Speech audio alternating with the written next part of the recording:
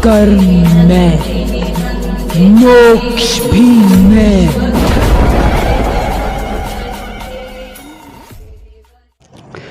नमस्कार दोस्तों, आपका अपना YouTube परिवार शिवा शक्ति तंत्र रहस्य, जिसमें आप सभी साधकों का और भक्तों का तहे दिल से आभार है और स्वागत है।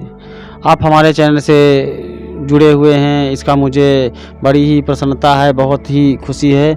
इसको आज मैं आप लोगों को बताने जा रहा हूँ वेताल साधना के विषय में। ये जो वेताल साधना है, ये जो है निर्जन स्थान पे की जाती है। जैसे आपके आसपास कोई नदी हो तो आप नदी के किनारे कर सकते हैं, शमशान भूमि में कर सकते हैं, या किसी खंडहर वगैरह में कर सकते हैं, जो पुरानी बिल्डिंग वगैरह हो आप वहाँ पे कर सकते हैं। और शमशान भूमि में जो साधना करें तो शमशान भूमि ऐसा ना हो जैसे शहरों में पार्क के जैसा होता है शमशान भूमि, इस टाइप का शमशान ना हो। शमशान ऐसा हो जहाँ पे व्यक्तियों का आना जाना ना हो, तभी आप वहाँ पर ही साधना करें तो साधना में सफलता ज़रूर मिलेगी। और मैं जो ये वेताल साधना है, ज़्यादातर अधिकांश जो है ये साधना योगियों सन्यासियों के पास पहले से भी रही है, और फिलहाल कुछ गिने चुने योगी सन्यासी हैं जिनके पास ये साधना बची है। और जो गृहस्थ व्यक्ति हैं, जो साधक हैं, उनमें कुछ गिने चुने ही लोग हैं, अन्यथा ये साधना तो लुप्त हो चुकी है। ये सिर्फ एक जो है किताबी ज्ञान बन के रह गया है वेताल साधना। तो इस साधना को दो तरीके से किया जाता है, एक तो होता है तामसिक पद्धति और एक है सात्विक पद्धति। तामसिक पद्धति में आप जानते हैं कि भोग में तामसिक वस्तुओं का प्रयोग किया जाता है, और जो वेताल बाबा के जो सात्विक स्वरूप है उसमें सात्विक सामग्री का प्रयोग किया जाता है, मीठा, खीर और सूखा मेवा आदि का प्रयोग किया जाता है। तो आज मैं आप लोगों को एक ऐसी साधना बताने जा रहा हूं जो सात्विक साधना है, और जो आप बहुत ही आसानी से अपने निवास स्थान पर अपने मकान में कर सकते हैं। बस इसमें थोड़ी सी सावधानी बरतनी होती है कि आप जो है जहाँ पर ये साधना करना चाह रहे हैं वहाँ पर लोगों का ज़्यादा आना जाना ना हो। और इस साधना के मैं दो तरीके बताऊंगा, एक तो पूर्ण सिद्धि और एक जो है मंत्र सिद्धि। तो मंत्र सिद्धि से ये होता है कि आप जो है आप मंत्रों के माध्यम से झाड़ फूँक कर सकते हैं, किसी स्कैनिंग कर सकते हैं, उतारा कर सकते हैं। और पूर्ण सिद्धि में होता है कि वेताल बाबा आपके सामने उपस्थित होते हैं और आपसे वार्तालाप करते हैं। तो मैं आप लोगों को दो तरीके बताऊंगा। एक तरीका आप जो है 41 दिन तक प्रयोग कर सकते हैं, और एक तरीका आप एक दिवसीय है, यानी आप एक दिन साधना कीजिए और आपका मंत्र सिद्ध हो जाएगा। उसके बाद आप जो है उस मंत्र का प्रयोग अपने हिसाब से आप कर सकते हैं। तो ये जो तरीका है ये एक दिवसीय तरीका मैं बताने जा रहा हूँ।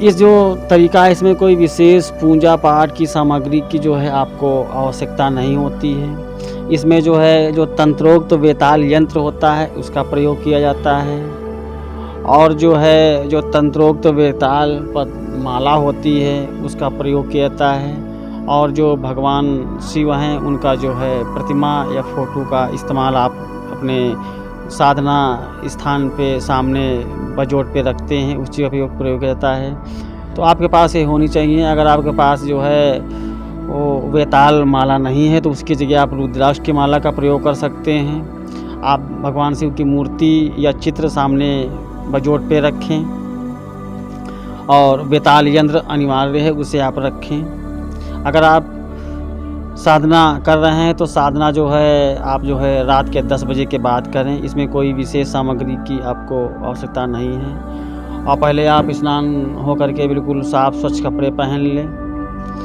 और जो है हो सके तो आप काली धोती और काला कुर्ता पहन के आप जो है पूर्व की दिशा में या उत्तर की दिशा में आप मुँह करके आप पहले बैठ जाएं। उसके बाद जो है इस चीज़ का ध्यान रखें कि आपको उठना नहीं है। सामने जो लकड़ी का बाजोट है उस पर आप जो है भोग के लिए सूखे मेवे रखेंगे, और भगवान शिव की मूर्ति और बेताल यंत्र रखेंगे। उसके बाद जो है आपको क्या करना है, आप अपने गुरु का पूजन कीजिए, इष्ट का पूजन कीजिए। अगर आपका गुरु नहीं है तो आप जो है आप उस जो गुरु मंत्र स्वरूप जो है मंत्र है उसे आप जो है जप कर सकते हैं। गुरु ब्रह्मा गुरु विष्णु गुरुदेवो महेश्वरः और गुरु साक्षात परम ब्रह्मा तस्मै श्री गुरुवे नमः। आप इसका जो है उच्चारण कर लीजिए और आप जो है इसके पश्चात जो है गुरु को जो है संक्षिप्त पूजन कहते हैं उसका आप कर लीजिए। जैसे ओम गुरुदेव्यो कुमकुम समर्पयाम, कुमकुम समर्पित कीजिए। ओम गुरुदेव्यो अक्षतान समर्पयाम, अच्छा समर्पित कीजिए गुरु को। ओम गुरुदेव्यो पुष्पम समर्पयाम, अपने गुरु को पुष्पम जो है अर्पित कीजिए। ओम गुरुदेव्यो नवैध समर्पयाम, आप नवैध समर्पण किए गुरु को। उसके बाद ओम गुरुदेव्यो धूपम समर्पयाम, धूप जो है दीप जो है आप समर्पित कीजिए। ठीक है, उसके बाद जो है चित्र पे और जो यंत्र है उस पर आप जो है थोड़ा जो है जल घुमा करके छोड़े। इसके बाद अपने गुरु मंत्र जो आपका है उसकी आप एक माला कर लीजिए। उसके बाद जो है आप जो है भगवान शिव का जो मंत्र है उस मंत्र की आप एक माला कर लीजिए। करने के बाद जो है आप हाथ जोड़ कर भगवान शिव से प्रार्थना कीजिए कि हे भगवान शिव, मैं ये अमुक साधना करने जा रहा हूँ, आपसे विनती है कि ये साधना जो है मुझे सिद्ध हो, प्राप्त हो। उसके बाद आप बेताल बाबा का ध्यान कीजिए। ठीक है, ध्यान करने के उपरांत जो है आप जो है जो मैं मंत्र बताने जा रहा हूँ उस मंत्र की आपको एक ही बैठक में 101 माला करनी है। आप बहुत ही बारीक पॉइंट है, एक ही बैठक में 101 माला करनी है। मंत्र वैसे तो छोटा है, कोई बहुत बड़ा मंत्र नहीं है। और आपके पास अगर बेताल तंत्रों की बेताल माला नहीं है तो आप जो है रुद्राक्ष की माला का प्रयोग कर लीजिएगा। तो आप जो है मंत्र नोट कर लीजिए और मैं मंत्र को डिस्क्रिप्शन बॉक्स में नहीं लिखूँगा, मैं आराम आराम बोल रहा हूँ, आप इसको नोट कर सकते हैं। ओम बेताल यक्ष यक्ष छम छीम छूम छैम छा स्वाहा।